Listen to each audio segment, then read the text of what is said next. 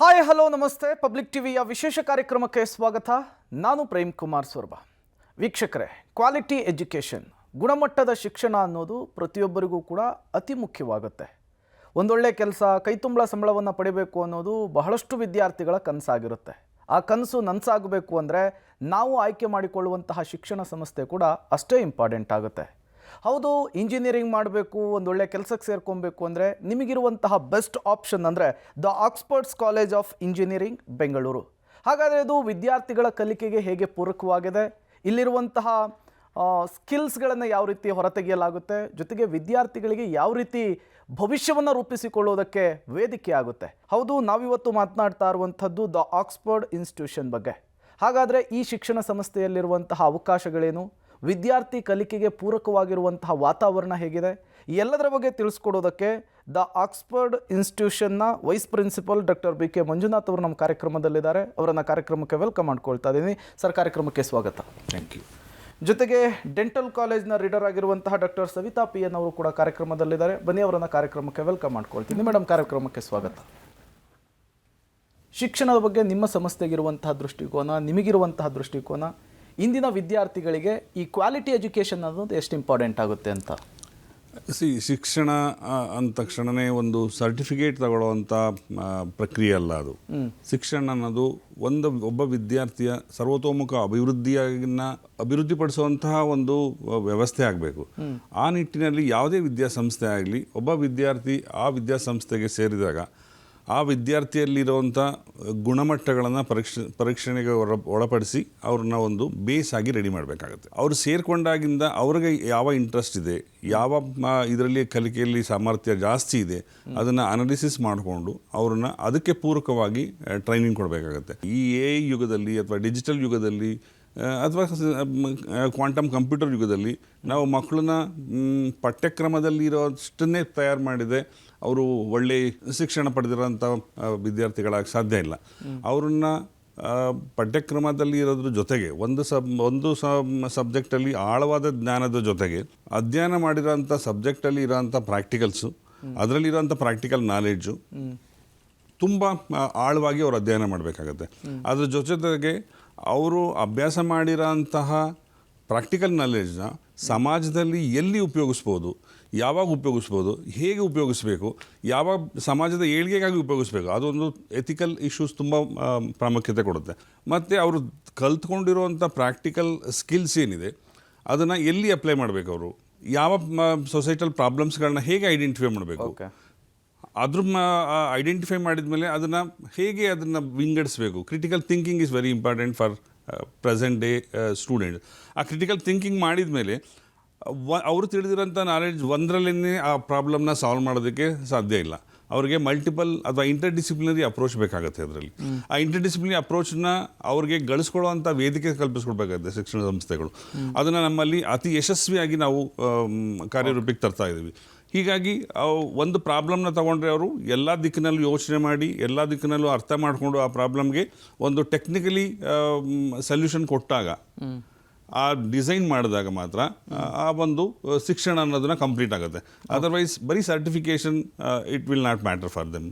So Oxford ಸಂಸ್ಥೆಯಲ್ಲಿ ನಾವು ಬರೀ ಸರ್ಟಿಫಿಕೇಷನ್ ಕೊಡೋದಿಲ್ಲ, ಅವರಿಗೆ ಸಮಗ್ರ ಸೋಷಿಯಲಿ ರೆಸ್ಪಾನ್ಸಿಬಲ್ ಸಿಟಿಸನ್ ಆಗಿ ರೂಪುಗೊಳ್ಳುವಂಥ ಒಂದು ಪ್ರಕ್ರಿಯೆನ ಇದು ಮಾಡ್ಕೊಳ್ತೀವಿ. ಓಕೆ, ಇಂಜಿನಿಯರಿಂಗಿಗೆ ಸೇರಬೇಕು ಅನ್ನುವಂತಹ ವಿದ್ಯಾರ್ಥಿ ಅಥವಾ ಮಗನನ್ನು ಸೇರಿಸಬೇಕು ಅನ್ನುವಂತಹ ಪೋಷಕರು ಶಿಕ್ಷಣ ಸಂಸ್ಥೆಯ ಲೆಗೆಸಿ ಬಗ್ಗೆ ಯೋಚನೆ ಮಾಡ್ತಾರೆ, ಹಿಸ್ಟ್ರಿ ಹೆಂಗಿದೆ ಅಂಥೇಳಿ ಕ್ರಾಸ್ ಚೆಕ್ಕನ್ನು ಮಾಡ್ತಾರೆ. ನಿಮ್ಮ ಶಿಕ್ಷಣ ಸಂಸ್ಥೆಯ ಲೆಗೆಸಿ ಮತ್ತು ಹಿಸ್ಟರಿ ಬಗ್ಗೆ ವಿದ್ಯಾರ್ಥಿ ಯಾವ ವಿದ್ಯಾಸಂಸ್ಥೆಯಲ್ಲಿ ಓದ್ತಾ ಇದ್ದಾನೆ ಅಥವಾ ಅಡ್ಮಿಷನ್ ತಗೊಳ್ತಾ ಇದ್ದಾನೆ, ಆ ವಿದ್ಯಾಸಂಸ್ಥೆ ಹಿನ್ನೆಲೆ ಏನು ಅನ್ನೋದು ತುಂಬ ಪ್ರಾಮುಖ್ಯತೆ ಪಡೆಯುತ್ತೆ. ನಮ್ಮ ಆಕ್ಸ್ಫರ್ಡ್ ಇನ್ಸ್ಟಿಟ್ಯೂಷನ್ನು ಟೀಚರಿಂದ ಸ್ಟಾರ್ಟ್ ಆಗಿರೋಂಥ ಒಂದು ಸಂಸ್ಥೆ. ಫೌಂಡರ್ ಚೇರ್ಮನ್ ಏನಿದ್ದಾರೆ, ಉದ್ದೇಶ ಇದ್ದಿದ್ದರೆ ವಿದ್ಯಾರ್ಥಿ ಸರ್ವತ್ರ ಶೋಭತೆ, ಆ ಧ್ಯೇಯದಿಂದ ಈ ಆಕ್ಸ್ಫರ್ಡ್ ಇನ್ಸ್ಟಿಟ್ಯೂಷನ್ನ ಕಟ್ಟಿದ್ದಾರೆ. ಸ್ಟಾರ್ಟ್ ಮಾಡಿದಾಗ 24 ವಿದ್ಯಾರ್ಥಿಗಳನ್ನೇ 2 ಸ್ಟಾಫ್ ಜೊತೆಗೆ ಸಾರಕಿ ಅನ್ನೋ ಒಂದು ಸಣ್ಣ ವಿಲೇಜಲ್ಲಿ ಸಂಸ್ಥೆನ ಕಟ್ತಾರೆ ಅವರು. ಅಲ್ಲಿಂದ ಮುಂದಕ್ಕೆ ಅವರ ಯಶಸ್ವಿ ಮುಂದಾಳತ್ವದಲ್ಲಿ ಮತ್ತು ಅವರ ಮಗನಾದ ಡಾಕ್ಟರ್ SNVL ನರಸಿಂಹರಾಜು ಅವರ ಮುಂದಾಳತ್ವದಲ್ಲಿ ಇವತ್ತು ಬೆಂಗಳೂರಲ್ಲಿ 32 ಇನ್ಸ್ಟಿಟ್ಯೂಷನ್ ಇರುವಂಥ ಒಂದು ಹೆಮ್ಮರವಾಗಿ ಬೆಳೆದು ನಿಂತಿದೆ ಆಕ್ಸ್ಫರ್ಡ್ ಸಂಸ್ಥೆ ಅನ್ನೋದು. ಇಲ್ಲಿ ನರ್ಸರಿಯಿಂದ ಹಿಡಿದು ಮೆಡಿಕಲ್ ಸೈನ್ಸಸ್ವರೆಗೆ ಡಾಕ್ಟರೇಟ್ವರೆಗೂ ಫೆಸಿಲಿಟೀಸ್ ಇದೆ. ಎಲ್ಲ ಸಂಸ್ಥೆಗಳಲ್ಲೂ ನಿಮಗೆ ಯಾವ ಕೋರ್ಸ್ ಬೇಕಂತೀರ, ಮಕ್ಕಳು ಯಾವ ಕೋರ್ಸ್ ಬೇಕು ಅಂತಾರೆ ಆ ಎಲ್ಲ ಕೋರ್ಸ್ಗಳನ್ನು ಪ್ರಾರಂಭಿಸಿದ್ದಾರೆ, ಯಶಸ್ವಿಯಾಗಿ ಮುನ್ನಡೆಸ್ತಾ ಇದ್ದಾರೆ. ಅಷ್ಟೇ ಅಲ್ಲ, ಅವರ ಧ್ಯೇಯ ಇರೋದು ಮಿಡಲ್ ಕ್ಲಾಸ್ ಪೀಪಲ್ಗಳಿಗೆ ಹೈಯರ್ ಎಜುಕೇಷನ್ನ ಅಫೋರ್ಡಬಲ್ ಪ್ರೈಸಲ್ಲಿ ಕೊಡುವಂಥ ಧ್ಯೇಯದಲ್ಲಿ ವಹಿಸ್ತಾ ಇದ್ದಾರೆ. ಪ್ರತಿಯೊಂದು ಕ್ಯಾಂಪಸ್ಸಲ್ಲಿ ನಮ್ಮ ಜೆ ಪಿ ನಗರ್ ಕ್ಯಾಂಪಸ್ ಇದೆ, 4 ಕ್ಯಾಂಪಸ್ ಇದೆ. ಜೆ ಪಿ ನಗರ್ ಕ್ಯಾಂಪಸ್ಸಲ್ಲಿ ಬೇಸಿಕ್ ಎಜುಕೇಷನ್ಸ್ ಲೈಕ್ ಎಲ್ಲ ಥರದ್ದು CBSE ಸ್ಕೂಲ್ಸ್ಗಳು, ICSE ಸ್ಕೂಲ್ಸ್ಗಳಿದ್ದಾವೆ, ಡಿಪ್ಲೊಮಾ ಸ್ಕೂಲ್ಸ್ಗಳಿದೆ. ಅಲ್ಲೇ ಕೂಡ ನಮ್ಮ ಫೌಂಡರ್ ಚೇರ್ಮನ್ ಅವರ ಆಫೀಸ್ ಇದೆ. ಪ್ರತಿಯೊಂದು ನಿರ್ಧಾರಗಳನ್ನು ಅಲ್ಲೇ ತಗೊಳ್ತಾರೆ.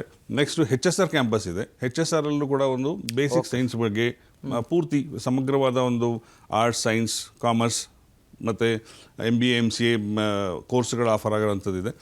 ಹೊಂಗಸಂದ್ರ ಕ್ಯಾಂಪಸ್ಸಲ್ಲಿ ಇಂಜಿನಿಯರಿಂಗ್ ಕಾಲೇಜ್ ಇದೆ, Oxford engineering college, Oxford dental college, Oxford pharmacy college, physiotherapy college and nursing college ಇದೆ. ಅದೇ ಥರ ಅತ್ತಿಬೆಲೆ ಕ್ಯಾಂಪಸ್ಸಲ್ಲಿ we have medical science and state of art laboratories. ಪ್ರತಿಯೊಂದು ಕ್ಯಾಂಪಸಲ್ಲೂ ನಮ್ಮದು ಸ್ಟೇಟ್ ಆಫ್ ಆರ್ಟ್ ಲ್ಯಾಬ್ರೇಟರೀಸ್ ಇದೆ.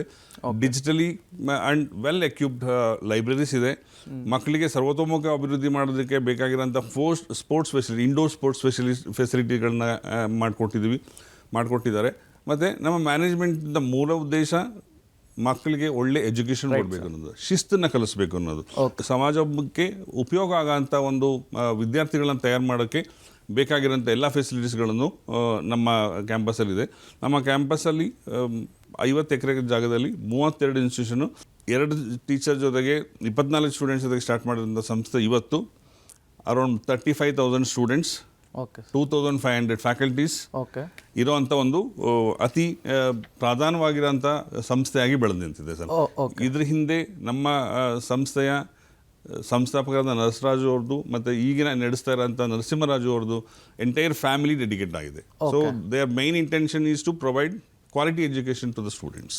ಇತ್ತೀಚೆಗೆ ಈ ಎಜುಕೇಷನ್ ಇನ್ಸ್ಟಿಟ್ಯೂಷನ್ ಅನ್ನೋದು ಬೆಂಗಳೂರು ರಾಜ್ಯದ ಮೂಲೆ ಮೂಲೆಗಳಲ್ಲಿ ನಾಯಿಕೊಡೆಗಳ ರೀತಿಯಲ್ಲಿ ಬೆಳೀತಾ ಇದ್ದಾವೆ.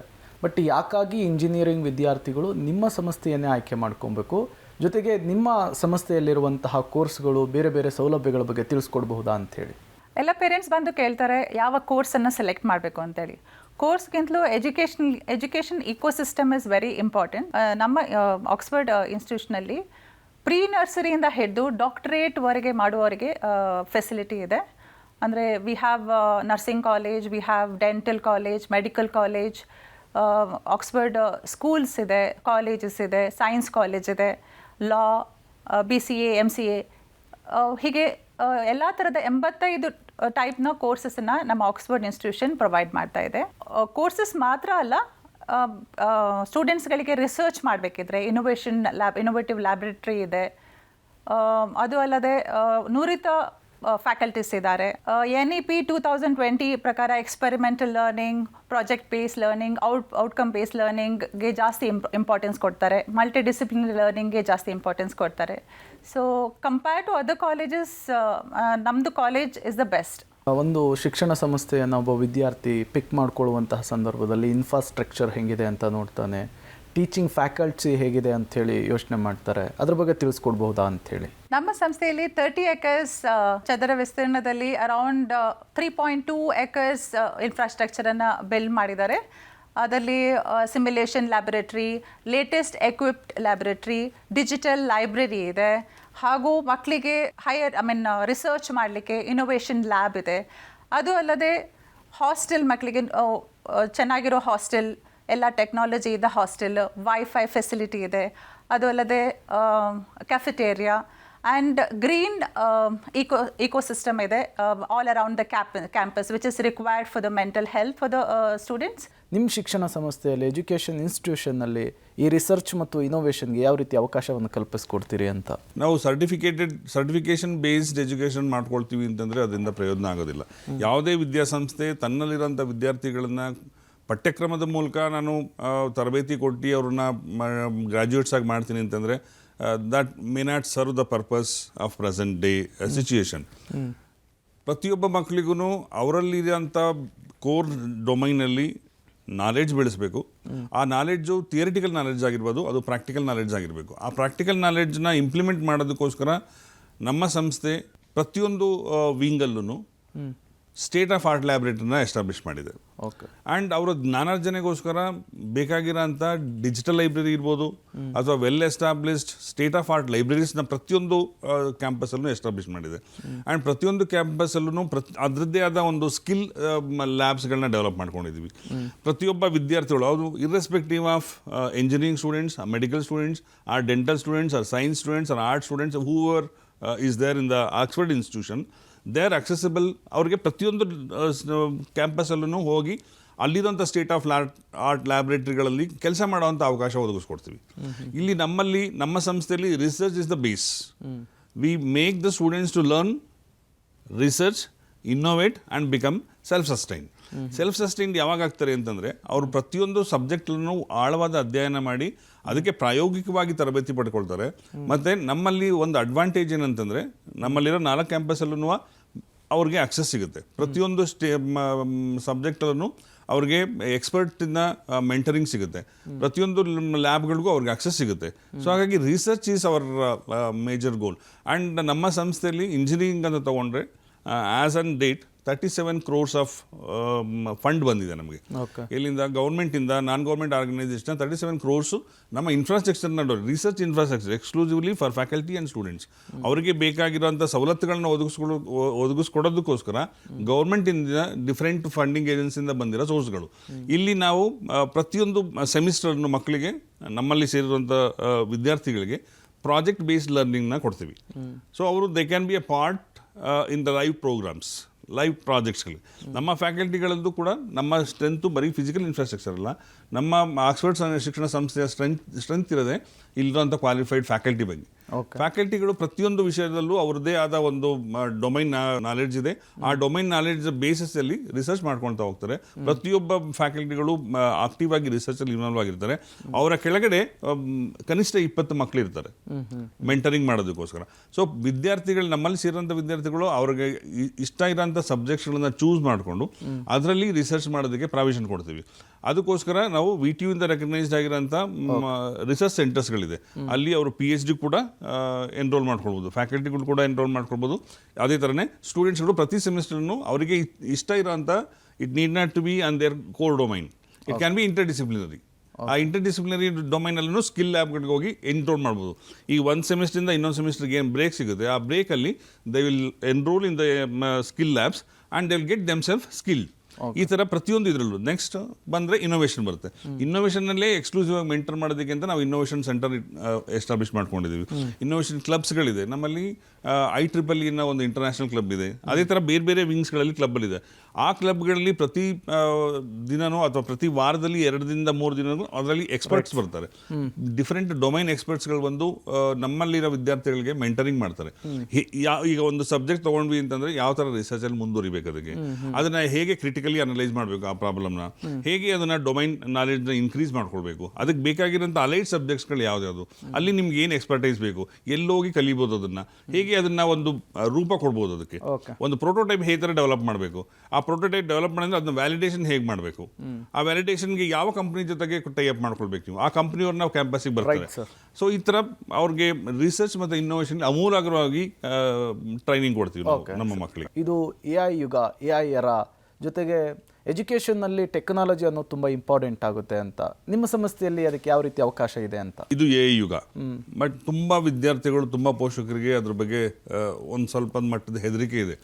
AI will replace the jobs ಅಂತ. ದಯವಿಟ್ಟು ಅದನ್ನ ಮನಸ್ಸಿಂದ ತೆಗೆದಾಕಿ. AI is not going to replace anybody's job. It is making your job easy.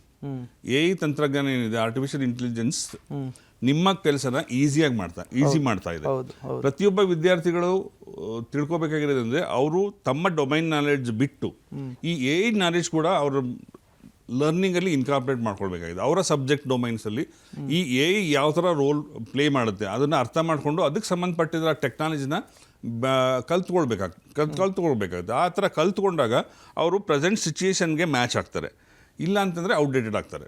So ಆ ನಿಟ್ಟಿನಲ್ಲಿ ನಾವು ಸಂಸ್ಥೆಯಲ್ಲಿ ಏನು ಮಾಡ್ತೀವಿ, ಪ್ರತಿಯೊಂದು ಕೋರ್ ಡೊಮೈನಲ್ಲೂ, ಇದು ಇಂಜಿನಿಯರಿಂಗ್ ಮೆಕ್ಯಾನಿಕಲ್ ಡಿಪಾರ್ಟ್ಮೆಂಟ್ ಆಗಿರ್ಬೋದು, AML ಡಿಪಾರ್ಟ್ಮೆಂಟ್ ಆಗಿರ್ಬೋದು, ಮೆಕ್ಯಾಟ್ರಾನಿಕ್ಸ್ ಆಗಿರ್ಬೋದು, ಬಯೋಟೆಕ್ನಾಲಜಿ ಆಗಿರ್ಬೋದು, ಕಂಪ್ಯೂಟರ್ ಸೈನ್ಸ್ ಆಗಿರ್ಬೋದು, ಆರ್ ಡೇಟಾ ಸೈನ್ಸ್ ಆಗಿರ್ಬೋದು, ಪ್ರತಿಯೊಂದು ಡೊಮೈನಲ್ಲೂ we are introducing AI.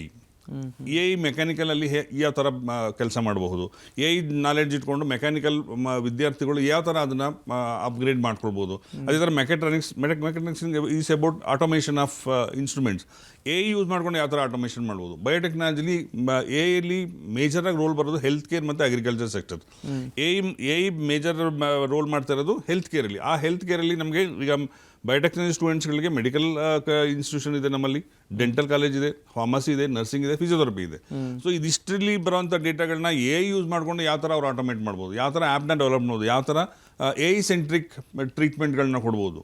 So ಆ ನಿಟ್ಟಿನಲ್ಲಿ ನಾವು ಅವ್ರನ್ನ ತಯಾರು ಮಾಡ್ತೀವಿ. ಪ್ರತಿ ಸೆಮಿಸ್ಟ್ರಲ್ಲೂ ನಾನು ಹೇಳ್ದಂಗೆ ಸ್ಕಿಲ್ ಲ್ಯಾಬ್ಸ್ಗಳಿದೆ.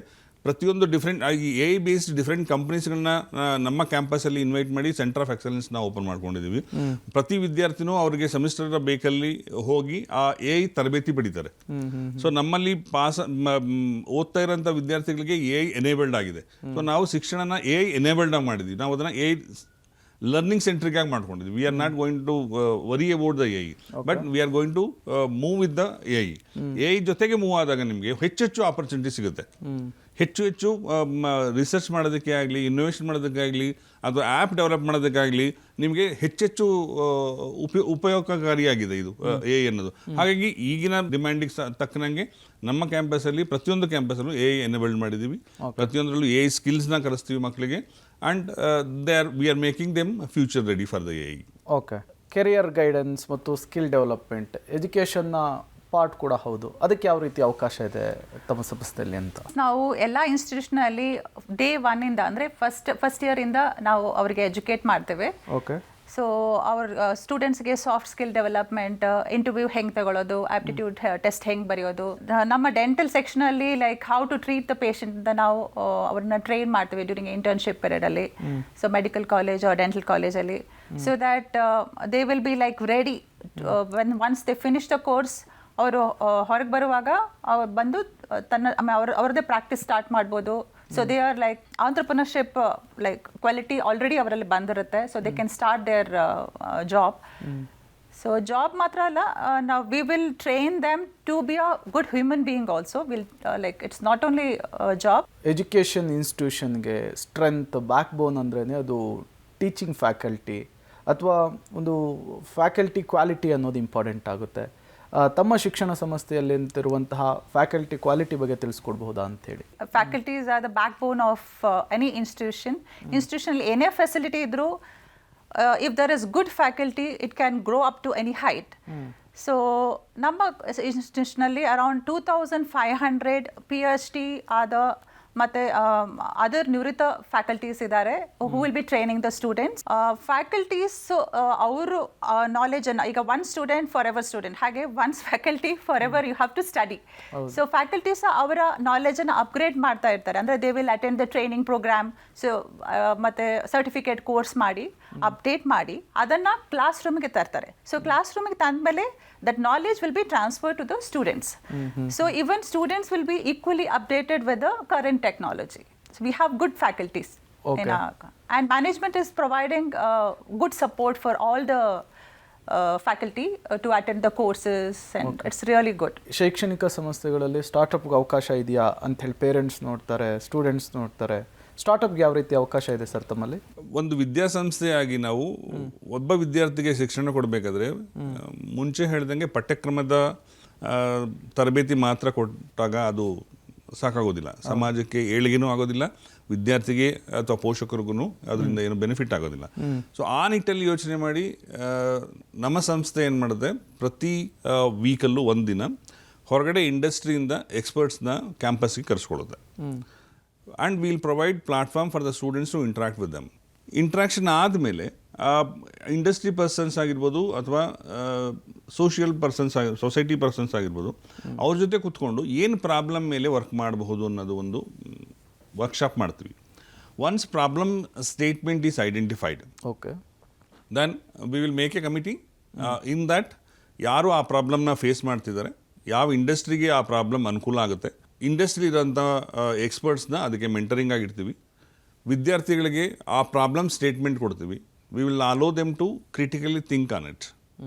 ಏನು ಪ್ರಾಬ್ಲಮ್ ಇದು, ಪ್ರಾಬ್ಲಮ್ ಎಲ್ಲಿಂದ ಬರುತ್ತೆ, ಅದಕ್ಕೆ ಏನು ಸೊಲ್ಯೂಷನ್ ಕೊಡ್ಬೋದು, ಬೇರೆ ಕಂಪನಿಗಳಲ್ಲಿ, ಬೇರೆ ದೇಶಗಳಲ್ಲಿ, ಬೇರೆ ಸ್ತರಗಳಲ್ಲಿ ಏನಾದರೂ ರಿಸರ್ಚ್ ಆಗ್ತಾ ಇದೆಯಾ ಅದ್ರ ಮೇಲೆ, ಆಗ್ತಾ ಇದ್ದರೆ ಯಾವ ಮಟ್ಟಕ್ಕಾಗಿದೆ, ನಾವೇನು ಮಾಡ್ಬೋದು, ನಮ್ಮಲ್ಲಿರೋ ಫೆಸಿಲಿಟೀಸ್ ಏನೇನಿದೆ, ಅಮೂಲಾಗ್ರವಾಗಿ ಅದನ್ನು ಪರಿಶೀಲನೆ ಮಾಡ್ತಾರೆ. ಅದಕ್ಕೆ ಕ್ರಿಟಿಕಲ್ ಥಿಂಕಿಂಗ್ ಅಂತ ಕರಿತೀವಿ. ಆ ಕ್ರಿಟಿಕಲ್ ಥಿಂಕಿಂಗಲ್ಲಿ ಟ್ರೈನಿಂಗ್ ಕೊಡಿಸ್ತೀವಿ. ಅದಾದಮೇಲೆ ಅವ್ರಿಗೆ ಮೆಂಟರ್ಸ್ಗಳನ್ನ ಫಿಕ್ಸ್ ಮಾಡ್ತೀವಿ. ಈಗ ನಮ್ಮ ಸಂಸ್ಥೆಯಲ್ಲಿ as A said we have multiple domain organisations.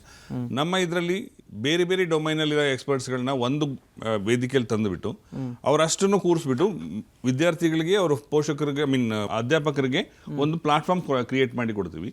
ಆ ಪ್ಲಾಟ್ಫಾರ್ಮಿಂದ ಬರುವಂಥ ಔಟ್ಪುಟ್ ಏನಿದೆ ಅದನ್ನು ಪ್ರೋಟೋಟೈಪ್ ಆಗಿ ಕನ್ವರ್ಟ್ ಮಾಡ್ಕೊಳ್ತೀವಿ. ಈಗ ನೀವು ಹೇಳಿದಂಗೆ ಇದಿಷ್ಟನ್ನು ಮಾಡೋದಕ್ಕೆ ಸಾಕಷ್ಟು ಹಣ ಖರ್ಚಾಗುತ್ತೆ.